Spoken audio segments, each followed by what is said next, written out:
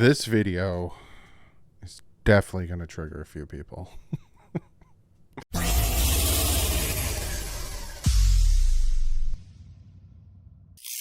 What is up, fans? Yeah, you can read the title. I'm going to talk about the Miami Dolphins, how they perform with Tua Tagovailoa, and how the Miami Dolphins perform without Tua Tagovailoa. And I know, regardless of the stats, regardless of what I'm going to say, regardless of the facts I give up, this video is going to either make some people mad, trigger them, this, or that. And I don't understand why, right? There's a group that you can't talk about Tua without getting them mad, right? Regardless if it's good, it boggles my mind. But I've been wanting to make this video for multiple reasons, right? To show the team with Tua versus without Tua, but also to show how important it is for him to stay healthy and how this will coincide with his fifth-year option, his contract extension, all that stuff. It's not about this video is not about propping Tua up and saying, see, because there's some stuff in there that might not be as good. This is more about showing that this man needs to stay healthy and how good this team could be with a competent quarterback at the helm. That's what this video is about. So some people are going to see the title and be like, oh, here's Doug again talking good about Tua. I wish he would talk bad about him more often. And I talk bad about him when he's doing bad, and I talk good about him when he's doing good. I'm very unbiased when it comes to him. Some might not think that. I can't help you. There's receipts all over this channel. Apparently, I put 1,500 videos out on this channel. No idea. CB83 broke that news to me, blew my socks right off my feet. I have no idea about that. But before we jump into that video, I'm gonna pop it up. Shazam, cut my face off and everything. I'm going to pick the winners of the giveaway. So I asked you guys on Sunday, and I reminded you guys a few times in a bunch of the videos, if you want to be part of the giveaway, you need to email me or you need to hit me up in the DM on Twitter. And 150 of you guys did. 150. I had to put in. First off, I had to put it into Word, and then I had to put it into this randomizer. I had to put in I had to go through 150 emails and DMs by myself, as well as doing the film breakdown that I have planned, the good and bad of Tua, and do all this. So it just shows how much I love you guys and how much I appreciate you guys helping me break 40K. So I'm going to spin this Mammoth Jam. The first name is going to be, just so you know, while you're watching this, I've already contacted the winners because I recorded this last night. But the first person is going to get their choice of a jersey or Backroom Collections giveaway. And then the second person I pick is going to get the leftover. So let's spin it and see who the first winner is.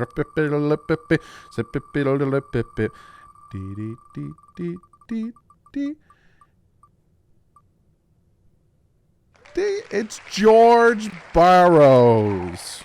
George Barrows. Let me write that down so I don't forget. George, thank you so much for joining. Thank you so much for being a subscriber, supporting the channel. You're going to get your choice of either a jersey or Backroom Collections. I appreciate you. Now, who's the second place? Who's going to get the other option? And that person is Clay Elliott. My man, Clay Elliott. Thank you guys so much for being part of the channel, so much for supporting the channel, all that good stuff. You have no idea how much it means to me. On the 12th, it'll be the 5-year anniversary of the channel. Maybe I'll do another small giveaway. I don't know. But I do appreciate you guys supporting the channel. It means the absolute world to me. I love you guys. Okay, so what I did here, and it was a lot of work, right? I looked at all the games that Tua Tagovailoa played, right? And I didn't equate for games that, like when it came to record, when it came to points, when it came to that stuff. Like the Jets game in 2020. when it came about to his record, right? Because we're going to talk about records with and without and all that stuff. When it comes to the records, I didn't talk about the win. I didn't give him credit for the win against the Jets, but I also didn't give him a credit for the loss against the Bengals. See what I'm saying? If he was in there for like barely any time, I didn't give him the credit for the win or the loss. Also, when it came to points, we're going to talk about points for with Tua and without Tua. When Tua was in there, if there was a scoop and score, if there was a pick six, anything like that, any defensive points, I did not add that to the total. Same as if with him out. So let's look at it. With Tua Tagovailoa, the starter of the Miami Dolphins record overall is 22-11. That's pretty good with Tua Tagovailoa at the helm.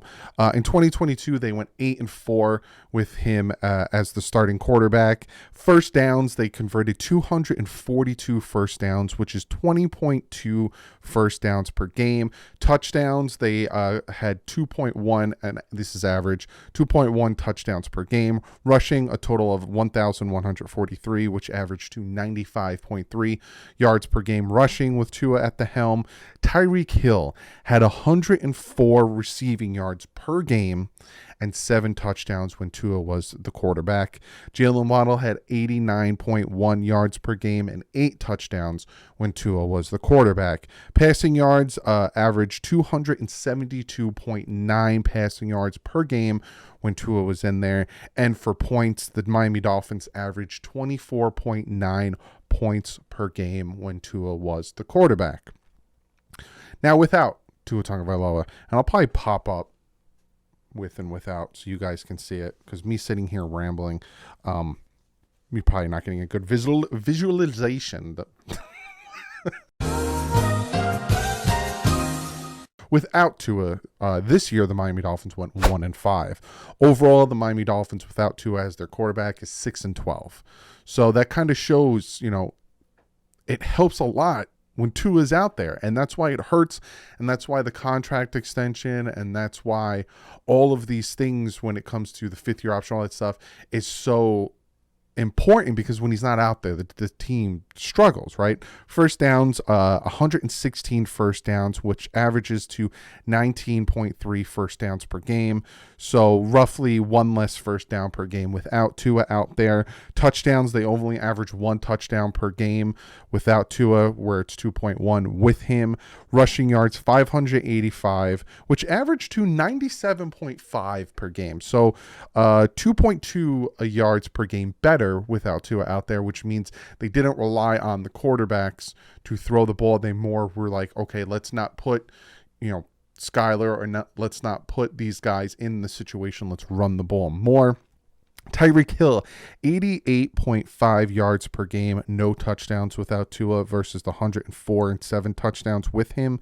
And Jalen Waddle, 55.2 yards per game, no touchdowns without versus the 89.1 average yards per game and 8 touchdowns. So again, there's that stigmatism or that rumor out there that Tua needs Tyreek Hill and Waddle, or Tua needed them to be productive, and it seems like without him, they weren't as productive. When it came to passing yards, 106.5 yards per game versus with Tua, 279.2 yards per game. And then points, they averaged 17 points a game without Tua versus the 24.9 points per game with Tua. So again, why I'm making this video is to show how important it is for him to stay healthy. We were on a roll, yes. And again, I'm making a full-fledged video where I'm talking about the good and the bad from 2022. I did the same thing last year with Tua Tagovailoa, and there was bad, right? I'm not going to sit here and just ignore the San Fran game, ignore the Chargers game, ignore the second half of the Packers game. I'm not going to sit here and ignore those 2.5 bad games. Now, some people want to say that the Steelers game and the Patriots game were bad games. I don't think they were bad games. I think they were average games. I think they're games. And then the other games were really good games by Tua Tagovailoa. But it shows that the team needs him on the field. And that is a big reason why the Dolphins are probably hesitating. And I will say this, though, right? Justin Herbert hasn't gotten a contract extension yet. Neither did Joe Burrow, neither did Jalen Hurts, neither did Jordan Love. Will Jordan Love? Probably not. I think Jordan Love, they might just pick up his 5th-year option. But it seems like, and again, I'm going to do a video where I'm going to make a video talking about what contract I would give Tua, right? But it seems like if they're going to give him a contract extension, right? And again, it worries me that he can't stay healthy. And a lot of you guys in the comment section made me think, again, this is why I always appreciate you guys commenting so I can read it, that injuries happen, right? You see players get injured. You can't predict it. You know, God forbid he does get injured and then the Dolphins move on from him next year and then he stays healthy with his next team and he balls out. We're going to be looking like dum-dums. And a lot of you guys brought up Drew Brees and the Chargers. Then he goes to the Saints. He wins a Super Bowl, all that stuff. Very valid points. But it's like, can you sit here and justify giving him a contract extension when we see how bad the team is without him? And then we can't depend on him to stay on the field. That is the whole point of me making this video, is we need that man to stay healthy. We need him to, and it's not even take better care of himself, right? Because none of these injuries are reoccurring. Broke his ribs against the Bills, then he hurt his finger, but he could have played against the Texans. He was the backup, and then he could have played against the Ravens, went in, played, helped them win the game. But he broke his ribs, he hurt his finger in his rookie year, and then he had the concussions this year. It's not a reoccurring injury problem, but it is always something. That's the problem. It's always something.